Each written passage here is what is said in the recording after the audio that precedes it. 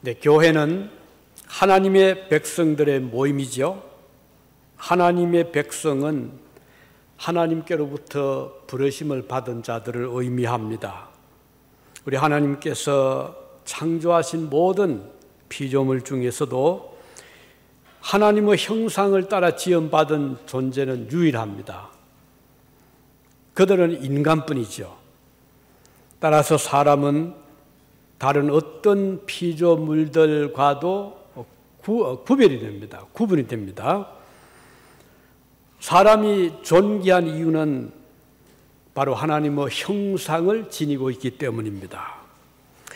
아무리 사람을 닮았다 하더라도 가령 원숭이라든지 또는 침팬지라든지 좀 모양도 그렇고 또 지능도 많이 좋다 하더라도 그들에게는 하나님의 형상이 없습니다. 그러나 우리 인간에게는 하나님의 형상이 우리 속에 있거든요. 하나님 그렇게 우리를 지으셨기 때문입니다. 따라서 아무리 사람을 닮은 존재라 하더라도 그 안에 하나님의 형상이 없다고 하면 우리 존귀한 인간과는 비교할 수 없는 차이가 있는 것이죠. 사람보다 기억력이 뛰어난다고 해도 어떤 부분적인 그 기능이 훨씬 좋다고 해서 그들이 더 존귀하다고 할 수 없죠. 가령 개는 굉장히 후각이 발달이 돼서 벌써 냄새를 아주 기가 막히게 맡잖아요. 그리고 저 공중에서 땅을 내다보는 그 새들의 눈이 얼마나 밝습니까? 그렇다고 해서 그런 동물들이 사람보다가 존귀하다 그렇게 볼 수는 없는 것이죠. 그리고 사람보다 힘이 세다고 해서 황소라든지 아니면 용맹한 사자라든가 호랑이라고 해서 사람보다 더 뛰어난 존재라고 볼 수도 없는 것입니다. 그들 속에는 하나님의 형상이 있을 수 없기 때문입니다. 따라서 인간의 가치가 이 모든 존재들보다도 위대한 이유는 사람에게만 하나님의 형상이 있기 때문입니다. 그럼 하나님의 형상이 뭘까요? 어떤 사람들은 하나님도 우리 사람처럼 우리가 닮았으니까 머리도 있고 이렇게 눈, 귀, 손이 있지 않겠는가 이렇게 상상할 수 있겠지만 여기 성경이 말씀하는 하나님의 형상이란 것은 그런 어떤 모양을 의미하는 것이 아니거든요. 하나님의 형상, 하나님의 그 모습은 외모를 두고 하는 말이 아니기 때문입니다. 우리가 이 점에서 좋은 그 성경의 말씀을 우리가 통해서 하나님 형상은 이런 것이겠구나 하는 말씀을 볼 수 있는데 에베소서 4장 24절에 보면 바울 사도가 이런 말씀을 했습니다.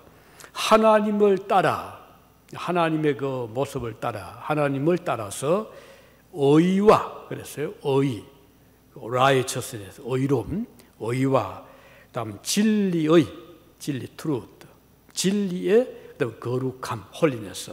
그러니까 하나님의 그 형상의 것은 하나님의 그 의, 진리, 형 그리고 하나님의 의, 진리, 거룩함.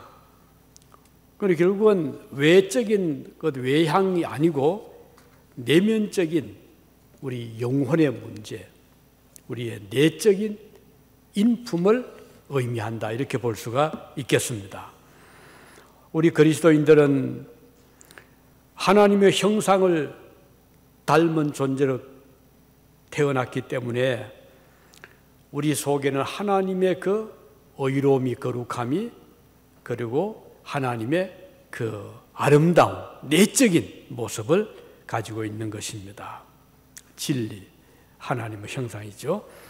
그런데 에덴 동산에 살았던 아담과 하와가 이렇게 좋은 하나님의 형상을 받아서 지어졌는데 그 형상을 지켜 나가지를 못한 겁니다.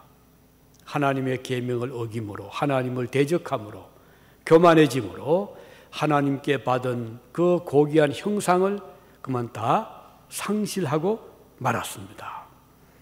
그래서 그들에게는 더 이상 하나님의 형상인 의로움이 그들에게는 더 이상 존재하지 않게 되었습니다. 진리 사라지게 되었습니다.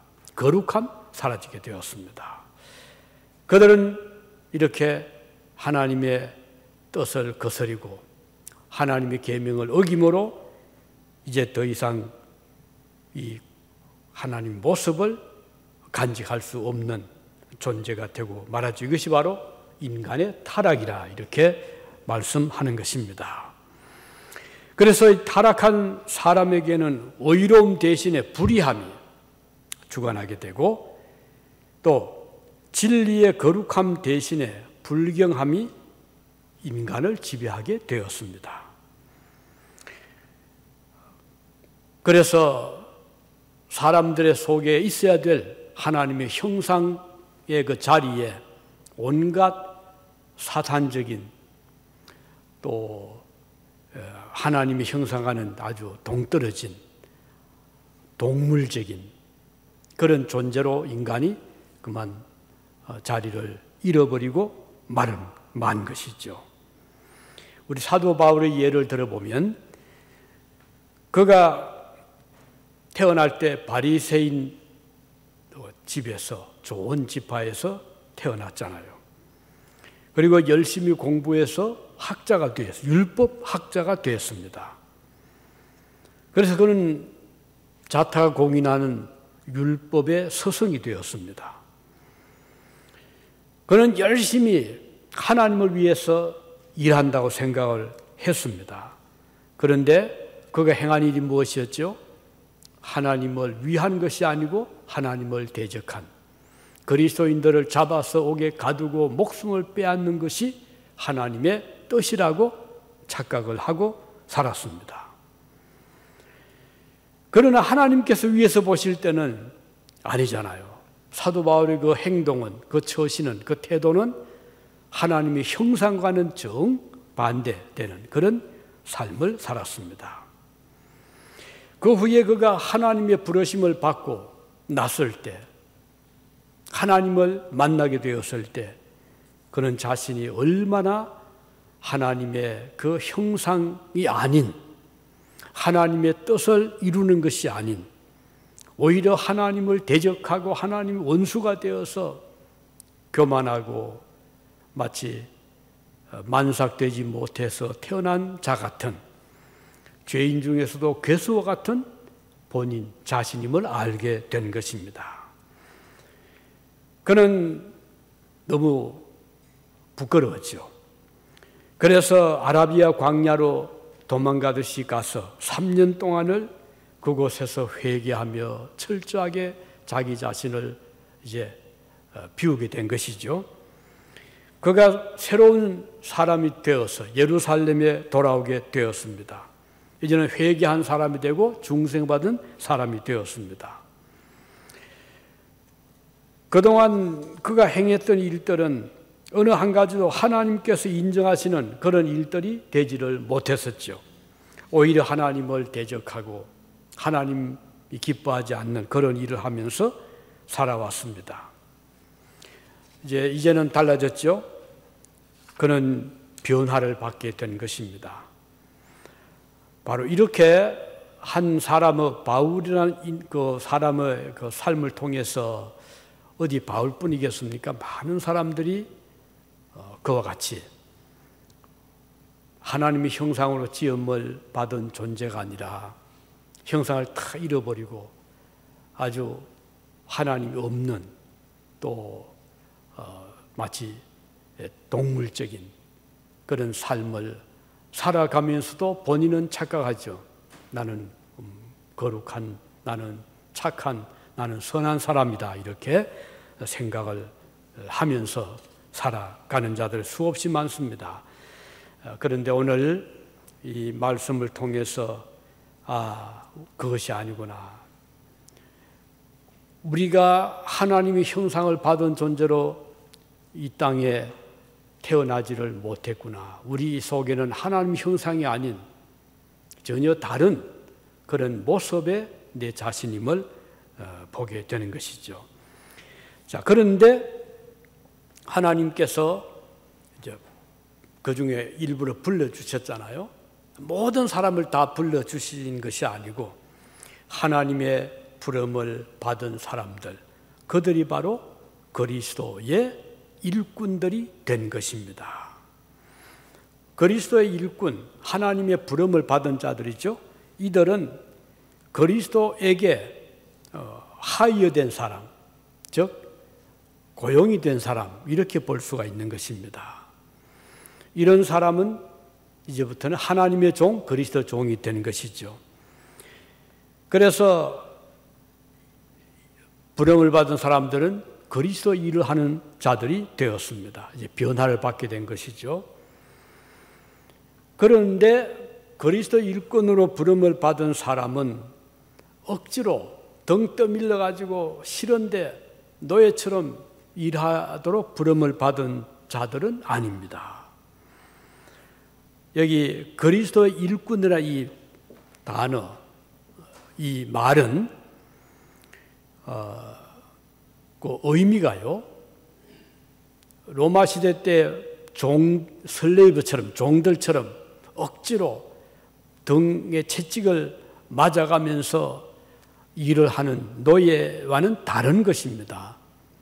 그것은 가령 친구와 같은, 또는 가족과 같은, 이웃과 같은, 그런데 자유로운 자유인입니다. 자유인이면서 친구를 위해서, 우리 가족을 위해서, 이웃을 위해서 자원해서 기쁘게 일하는 바로 그런 의미의 종이란 뜻입니다. 이것이 바로 그리스도의 일꾼이라는 뜻이거든요. 그래서 오늘 부름을 받은 그리스도인들은 그리스도의 일꾼으로 부름을 받았다 하는 의미인 것입니다. 그리스도의 일꾼은 따라서 기쁘게 일을 하는 자들이죠. 왜냐하면 아주 자원하는 마음이 있고 또 감사하는 뜻이 있고, 그래서 하기 싫은데 막 억지로 하는 것과는 다른 것입니다. 아주 기쁘게 즐거움으로 감사함으로 일을 하는 자들이 된 것입니다. 사도행전에 보면 이 복음 전도를 위해서 헌신한 자들이 많이 나오잖아요. 그 중에 가령 바울 외에도 청년 디모데 같은 사람 있잖아요. 그는 바울 사도를 도우면서 함께 교회를 섬겼거든요.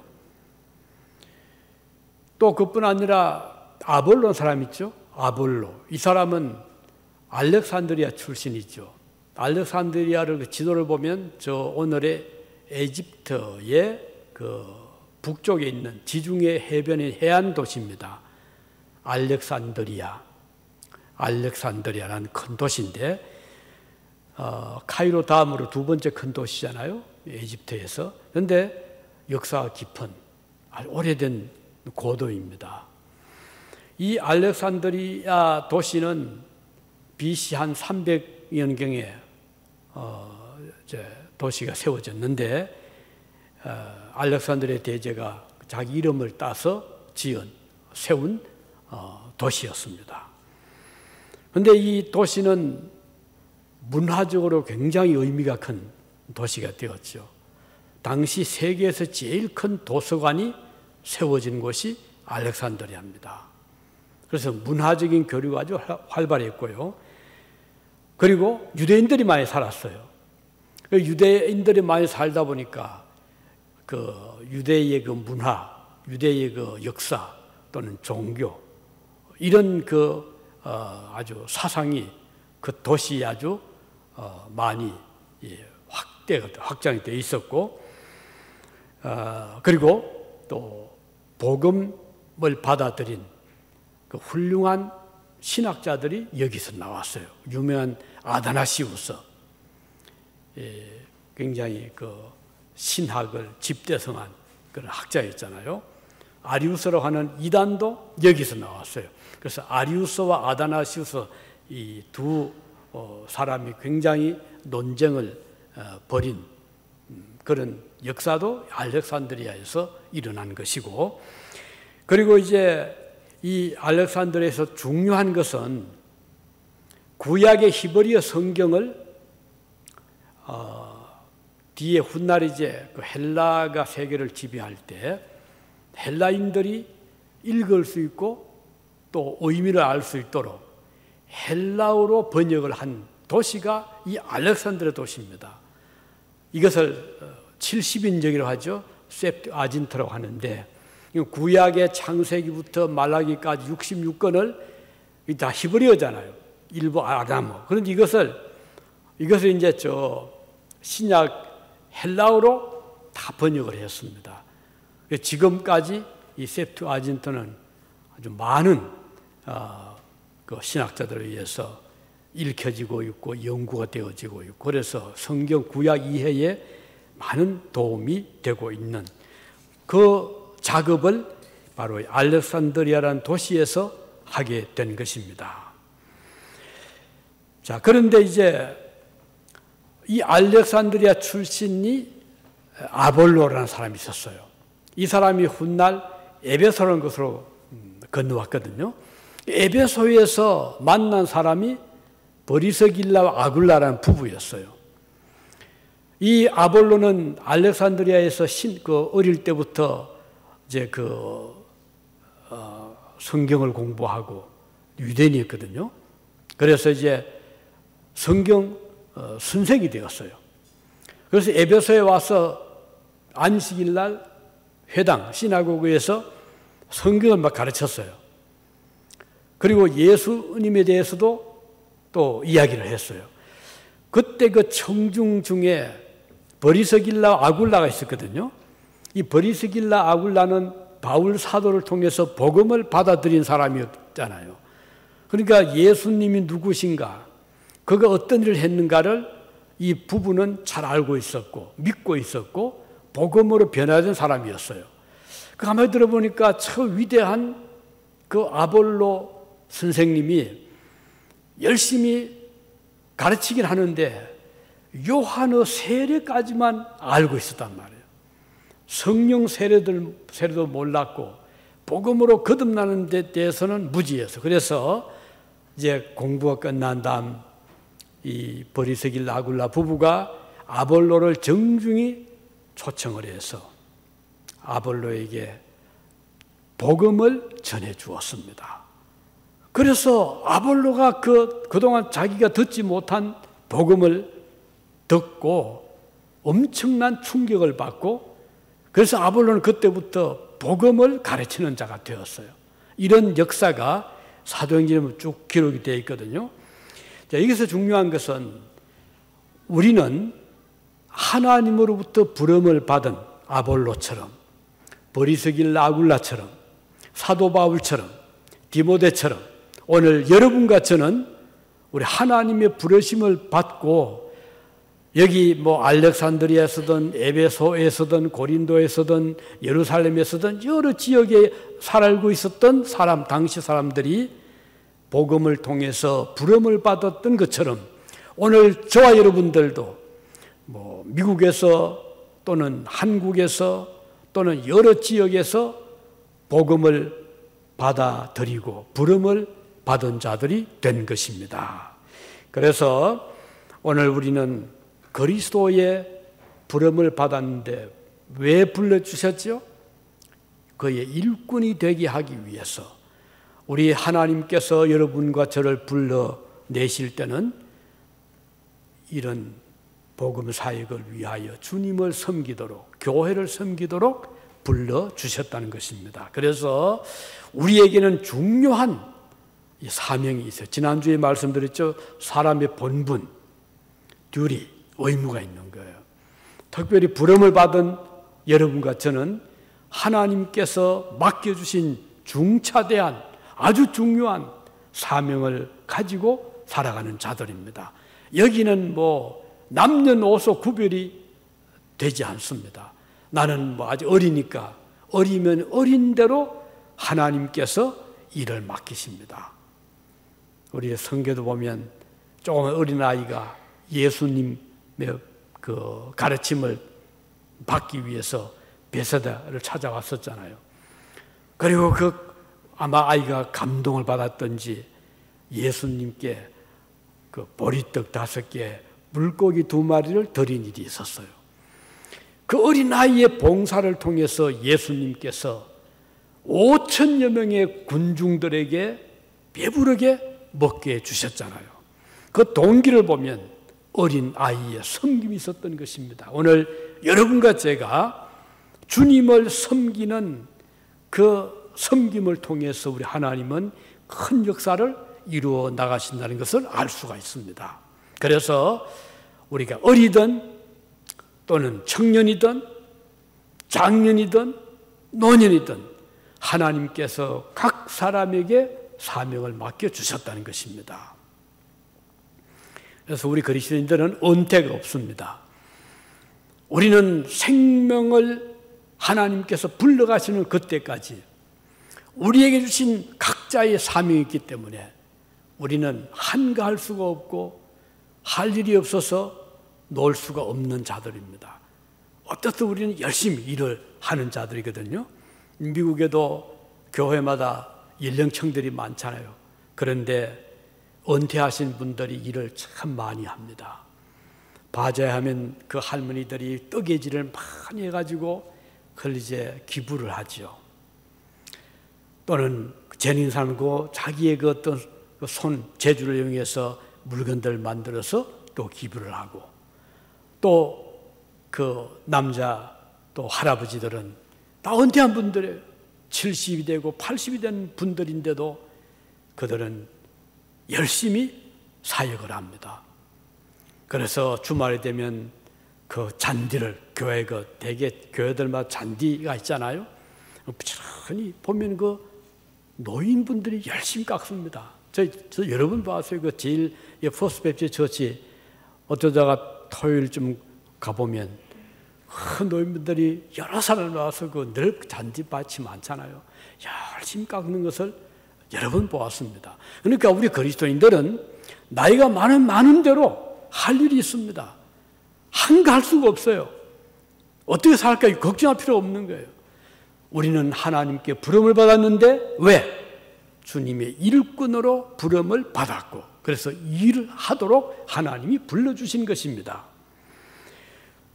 그런데 바울은 이렇게 부름을 받은 자들을 향해서 그 맡겨주신 일에 대해서 바울은 이렇게 말하죠. 하나님의 비밀을 우리가 맡았다. 하나님의 비밀을 맡은 자로 여길지어다 그랬어요. 이 비밀이라는 말은 말 그대로 감추어져 있는 것을 의미하거든요. 감추어져 있는 것 또는 신비한 것, 비밀스러운 것, 복음을 비밀이라고 말씀했습니다. 이 말은 뭘까요? 모든 사람들이 다 보도록 복음을 주신 것이 아니라는 것입니다. 이 복음은 사람들의 눈에 다 드러나지 않게 되어 있다는 의미인 것입니다. 복음의 성격입니다. 가령 땅 속에 아무리 아주 값진 보석, 금덩어리가 묻혀 있어도 못 보면 그거 그냥 지나가잖아요. 땅 속에 감추인 보화처럼 복음은 감추어져 있는 비밀이라는 것입니다. 우리 주님께서 그래서 감추인 보화 비유를 말씀했잖아요. 어떤 소장농인가 봐요. 이제 그 주인의 밭을 갈아주는데 어느 부분에 어느 그 지점에 그 쟁기를 딱 댔는데 그 이상한 소리가 나고 돌인지 뭔지 모르지만 흙이 아니라, 그래서 멈추고 이렇게 파보았더니 그 속에 아주 값진 보물이 있었단 말이에요. 얼마나 놀랐겠어요. 보니까 예사로운 그런 돌이 아닌 거예요. 그래서 이 농부가 그 자리를 딱 이렇게 표시를 해두고 저 밭을 사야 자기 것이 되잖아요. 그거 거기서 보물을 그냥 캐면 그 자기가 주인이 아니잖아요. 밭 주인의 것이 아니겠어요? 그래서 이 농부가 그 밭 주인에게 땅을 사겠다고, 그래서 뭐 밭 주인이야 뭐 농토가 그뿐이 아니라 많이 있었으니까 별 쓸모없는 땅이 하니까 그거 사라고. 근데 이 소장농은 재산이 별로 없었으니까, 돈이 없었으니까 그 밭을 사기 위해서 자기 집에 있는 물건들, 살림들 다 파는 거예요. 그리고 그 밭을 샀다. 그런 그 비유를 주님이 말씀을 하시면서 복음이란 것은 바로 그와 같은 것이다.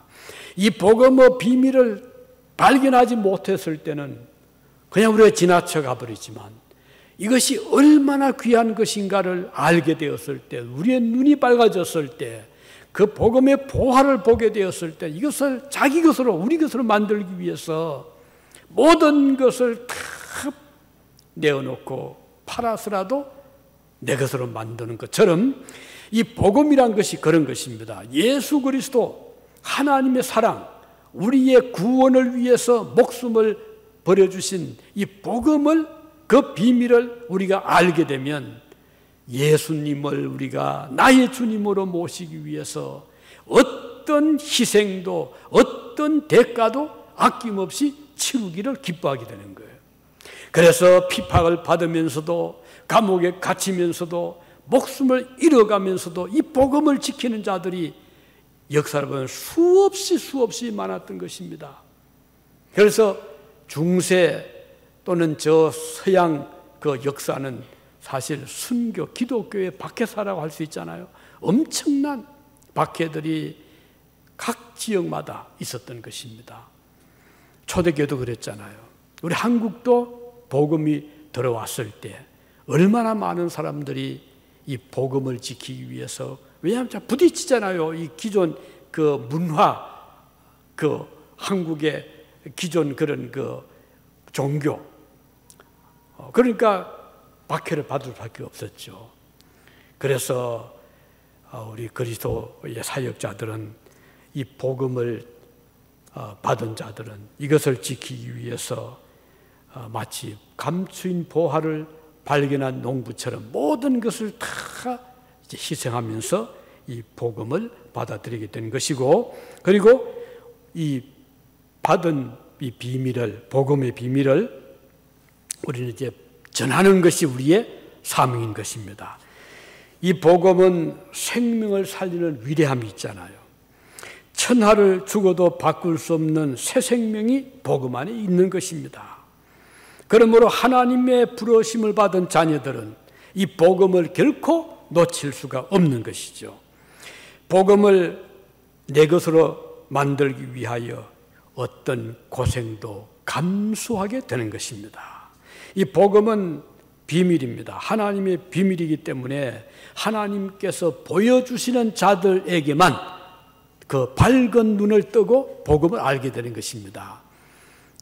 하나님께서 눈을 열어주시기 전까지는 아무리 좋은 복음이라 하더라도 그 가치를, 그 의미를 알 수가 없는 것이죠. 바울 사도가 다메섹에서 하나님의 부름을 받을 때에 그 눈에서 비늘이 막 떨어졌잖아요. 그것이 상징적입니다. 그동안 바울의 눈에는 비늘이 덮여 있었어요. 그래서 복음을 몰랐어요. 예수님을 몰랐습니다. 그는 생각하기를 저 예수쟁이들 잡아서 감옥에 가두어 죽이는 것이 하나님의 뜻이라고 생각했거든요. 눈이 가리워져 비늘이 써 있었기 때문에 볼 수가 없었어요. 그런데 다메섹 도상에서 하늘의 밝은 빛을 이제 보게 되고 음성을 듣게 되었죠. 그러자 눈이 어두워졌습니다. 얼마 뒤에 눈에서 비늘이 벗어지면서 회복이 되는데, 이때 바울은 복음의 의미를 알게 된 것이고 예수님을 보게 된 것입니다. 그래서 이때부터 바울은 완전히 이제 변화가 됐죠. 새로운 사람이 되어서 열심히 복음을 전하는 자가 되었습니다. 자, 여기서 중요한 것은 이 복음이라는 것은 비밀이라는 것이다. 하나님께서 우리에게 영의 눈을 밝게 해주기 전까지는 아무리 누가 옆에서 좋은 말을 해줘도 귀에 들어올 수 없고 눈에 보이지가 않습니다. 천국이 보이지 않습니다. 영생이 보이지 않습니다. 우리가 죄인됨을 볼 수가 없습니다. 그런데 우리 하나님께서 눈을 밝혀주시고 귀를 열어주시면 감추인 것이 드러나듯이, 비밀이 드러나듯이 이 복음이 얼마나 소중하고 얼마나 귀하고 내 생명을 살리는 생명인 것을 알게 되고, 그래서 이제 이 복음을 위해서 우리도 살게 되는 것입니다. 그렇기 때문에 오늘 여러분들은 놀랍게도 감사하게도 모든 사람들이 보지 못하고 있는, 알지 못하는 천국의 비밀을 여러분들은 이미 보고 계시는 것입니다. 이거 보통 축복이 아니거든요. 하나님께서 우리를 불러주셔서 이 복음의 비밀을 보게 해주신 것입니다. 눈을 뜨게 해주신 것이에요. 그래서 얼마나 이것이 소중한가, 우리 자신들이 얼마나 죄에 깊이 빠졌던 죄인들이었는가, 그리고 이 죄의 해결 방법이 십자가의 보혈이고 믿음이라는 것을 우리가 알게 될 때, 이때부터 이제 완전히 회복이 되죠. 우리의 하나님의 형상이 이제는 다시 회복이 되는 것이에요. 전에는 하나님의 형상을 다 잃어버린 자들이기 때문에 우리 속에는 하나님의 형상이 이제 사라지게 되어서 하나님을 알지 못하고 하나님의 뜻을 모르고 이렇게 살아왔던 그 삶이었지만, 이제는 형상이 회복되니까 어떻게 돼요? 마음이 변화가 되는 것이에요. 우리 속사람이 하나님을 닮아갑니다. 하나님을 본받게 됩니다. 하나님의 사랑, 하나님의 의로움, 하나님의 진리, 진실성, 거룩함, 우리가 닮아서 성도들은 생각이 달라지게 되고 삶이 달라지게 되고, 그리고 바라보는 천국에 대한 그 영의 눈이 떠지게 되기 때문에 하늘나라를 볼 수 있게 되는 것입니다. 자, 그러면 이제 마지막으로 하나님께서 우리에게 구하시는 것이 뭔가? 자, 우리를 불러주셨죠? 우리에게 하나님의 복음의 일꾼이 되게 해주셨죠? 그럼 그 다음에 이제 하나님께서 우리에게 구하시는 것은, 맡은 자들에게 구하시는 것은 무엇인가? 그것은 충성이라고 했습니다. 이 충성이란 말의 뜻을 보면 이게 이제 신실함, 그 변함없이 한 길을 끝까지 가는, 이게 충성이란 의미와 같은 말이거든요. 충성, 신실함, 신시리티 같은 의미의 말입니다. 그래서 오늘 우리 부름을 받은, 그리고 복음을 받은, 하나님의 은혜를 받은 자들에게 하나님이 구하시는 것은 충성이다.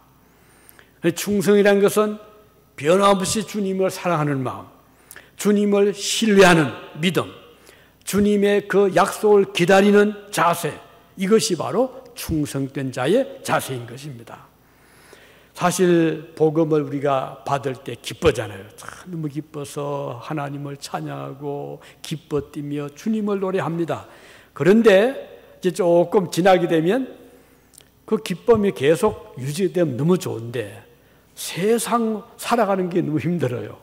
그러다 보니까 뭐 직장 생활 하는데 갈등도 있고, 사업하는데 힘든 일도 있고, 자녀들 보살피는데도 여러 가지 그 어려움이 다 있잖아요. 그때에 마음속에 여러 가지 시험이 옵니다. 그러다가 이제 뭐 좀 핍박을 예수님 때문에 받는다거나 또는 희생을 해야 된다거나 이렇게 되면 갈등을 가지게 됩니다. 그리스도인들이 믿음으로 사는 그 어떤 삶의 방향하고 내 삶을 위해서 세상에서 살아가야 돼, 생존 경쟁에서 살아남아야 되는데, 그러다 보니까 여기에서 여러 가지 이제 문제들이 야기가 됩니다.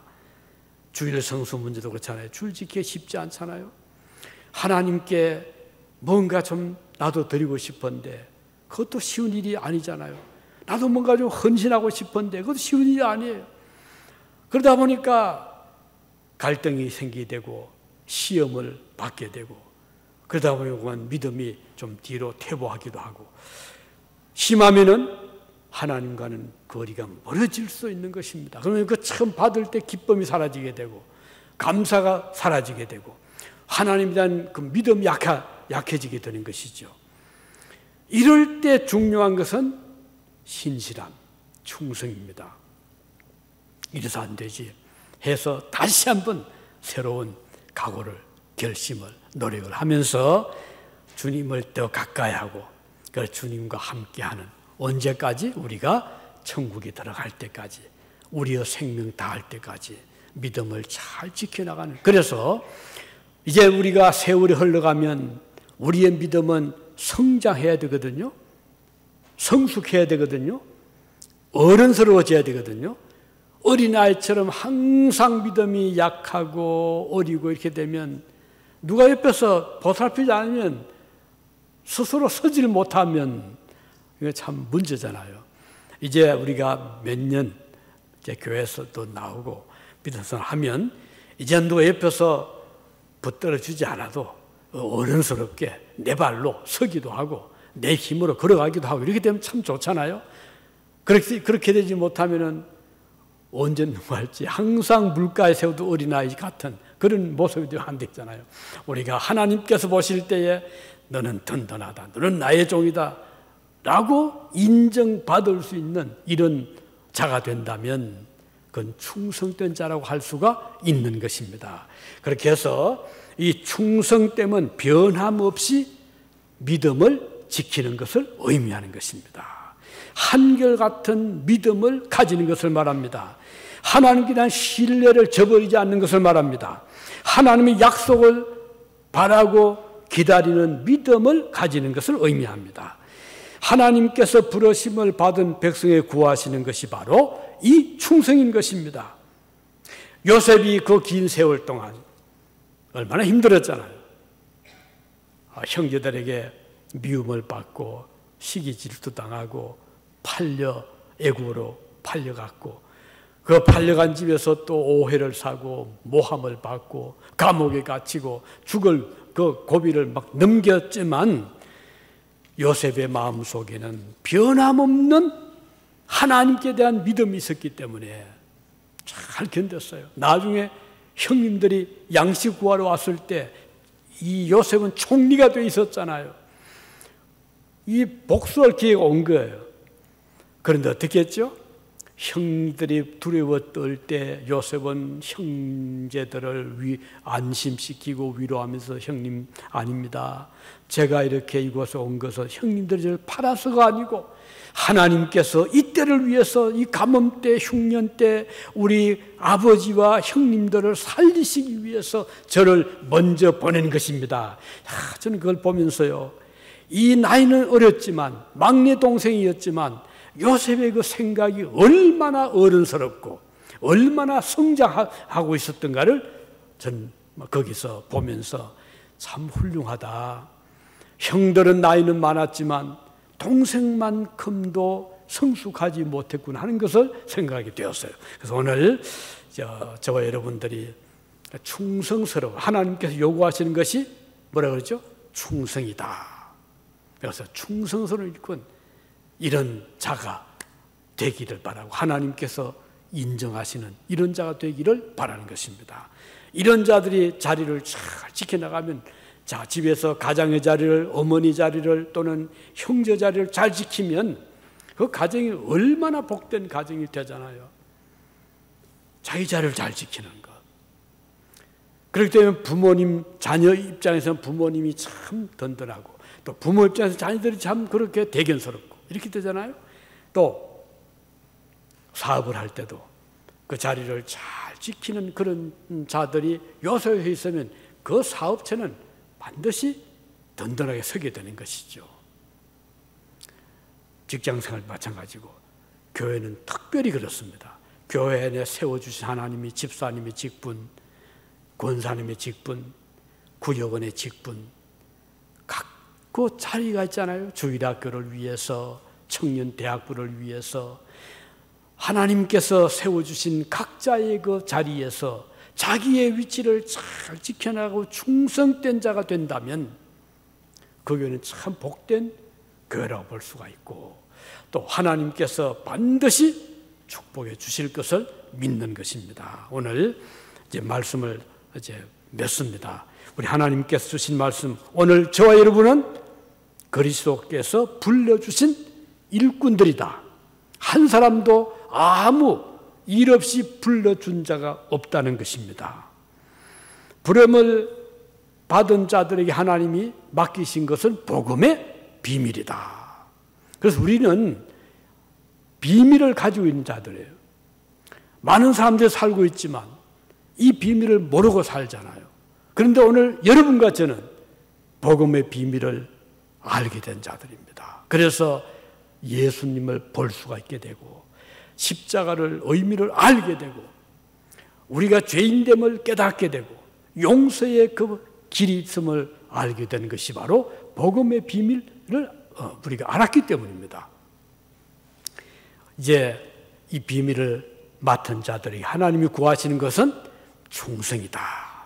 충성은 변함없는 없이 자리를 지키는 것이라고 했죠. 믿음을 지키는 것이라고 했죠. 하나님을 신뢰하는 것이라고 했죠. 끝까지. 언제까지? 천국에 들어갈 때 우리가 마지막 생명 다할 때까지 주님을 향해서 그 믿음 지켜나가면 서대반을 불러주셨듯이 요한을 불러주셨듯이 하나님께서 저 여러분을 불러주실 것입니다. 그래서 우리 그리스도인들은 절대로 죽음을 두려워하지 않습니다. 절대로 하나님이 혼자 버려두시지 않기 때문입니다. 특별히 이 나이가 들면 또 이 외국에 살면 나중에 어떻게 살까 걱정을 하게 되는 것은 정상이죠. 그러나 우리는 든든한 분이 계시잖아요. 내 부모는 우리를 떠나갔지만 내 형제들은 멀리 떠나 있지만 심지어 내 자녀들도 떠나 있지만 나를 떠나지 않는 분이 계시는데 그분은 신실하신 우리 하나님이시다. 그래서 든든하잖아요. 얼마나 좋습니까? 하나님은 나와 동행하시는데 끝까지 자리를 떠나지 아니하시고 우리와 함께 해주신다는 거 우리는 알고 있고 아무리 우리가 살아가는 환경이 어려워도 지금 코로나 요즘 오미크론 바이러스 때문에 많은 사람들이 걱정 근심 많이 하는데 우리는 걱정 대신에 기도할 자들입니다. 우리는 두려워함 대신에 든든한 하나님에 대한 신뢰를 가지는 자들이기 때문에 우리는 분명히 믿습니다. 하나님께서 오늘 여러분과 저를 안전하게 지켜주실 것을 믿는 것입니다. 이스라엘 백성 애굽에 살 때 어디 살았죠? 고센 땅. 그 고센 땅 이스라엘 유대인들 살았는데 죽음의 천사가 애굽을 막 장자를 칠 때 고센 땅도 왔거든요. 죽음의 천사가 고센 마을에 들이닥쳤어요. 그런데 어떻게 했죠? 문 앞에 양의 피가 문설주 뿌려져 있었어요. 그랬더니 죽음의 천사가 왔다가 그 피를 보고 패스오버 넘어가 버렸어요. 그 집안 사람들 아무런 짐승이든 가축이든 사람이든 장자가 멀쩡하게 그 재앙 다 지나갈 때까지 다 든든했어요. 오늘 이 재앙의 시대입니다. 이럴 때에 우리 믿는 신자들이 믿음이 필요하잖아요. 하나님이 나를 지켜주신다. 하나님이 우리 가정을, 우리 교회를 지켜주신다. 그래서 이 믿음 때문에 우리 유진중앙교회가 지난 2년이 넘도록 한 번도 예배 중단하지 않았어요. 사실 따진다면 제가 나이가 어린 나이가 아니잖아요. 제가 입원도 하고 수술도 하고 굉장히 약하잖아요. 하지만 저는 조금도 염려가 되지 않았어요. 하나님은 살아계시고 우리의 기도를 들으시고 우리를 보호하시고 우리와 함께 하신다 생각하니까 걱정되지 않더라고요. 그리고 그러나 우리 교인들의 믿음이 다 다르니까 이걸 강요할 수는 없잖아요. 그래서 저는 그렇습니다. 마음 편하게. 만일에 여러분들이 걱정이 된다면, 여러분들이 만에 두렵다면, 아니면 본인이 약하다고 생각한다면 편하게 하십시오. 그래서 우리가 투트랙으로 예배를 지금 드리고 있잖아요. 하나님께서 그 믿음대로 이루어 주실 줄을 믿는 것입니다. 오늘 저와 여러분을 불러주신 하나님, 우리에게 복음의 비밀을 맡겨주셨고 그리고 충성을 요구하고 계시다는 기억하시고 우리 천국에 들어갈 때까지 충성을 다하시는 여러분과 제가 되시기를 바랍니다. 기도하시겠습니다.